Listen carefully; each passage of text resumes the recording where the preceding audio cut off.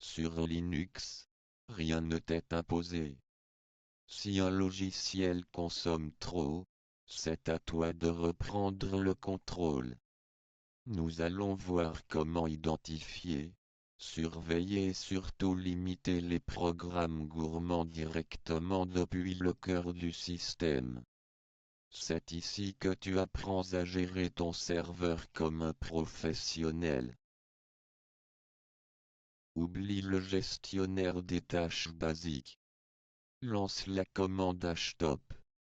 Tu vois ici chaque cœur de ton processeur et chaque mégaoctet de ta RAM. Apprends à lire ces barres. Le vert est la mémoire utilisée, le bleu est le cache. Linux utilise tout pour être rapide, mais il sait rendre la main quand c'est nécessaire. Chaque programme qui tourne sur ta Debian possède un PID, un identifiant unique. Pour le trouver sans interface graphique, on utilise PSAUX. C'est l'outil ultime pour traquer un processus invisible qui consommerait tes ressources en arrière-plan. Sous Linux, on peut être poli. La valeur de nice définit la priorité d'un logiciel.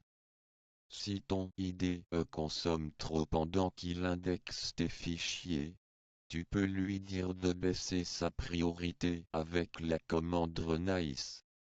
Il continuera de travailler, mais laissera passer tes autres commandes avant lui. Parfois, un programme ne répond plus. On lui envoie alors des signaux. Le signal 15 demande gentiment au logiciel de s'arrêter. Si cela ne suffit pas, on utilise le signal 9, le célèbre kill le -9. C'est l'arrêt brutal et immédiat. À utiliser avec précaution.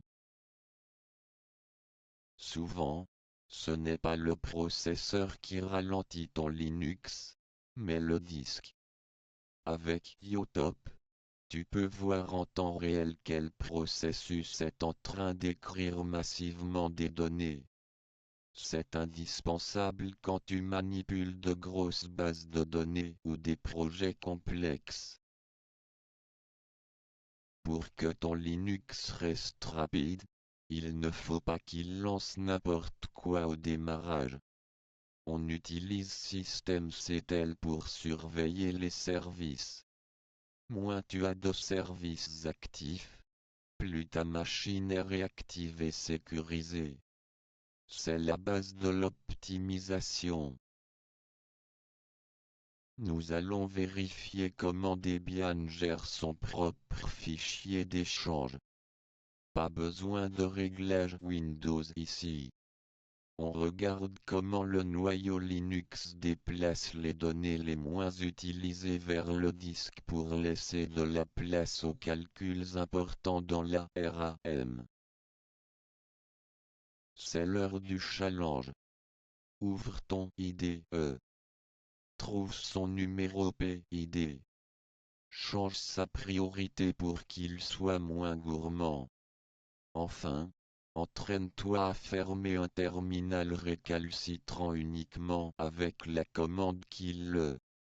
Tu dois devenir le seul maître à bord. Tu as maintenant les bases de la gestion des ressources système. Tu ne subis plus ton ordinateur, tu le diriges. Dans la prochaine vidéo, nous clôturerons ce module par un TP complet de structuration de ton environnement de travail.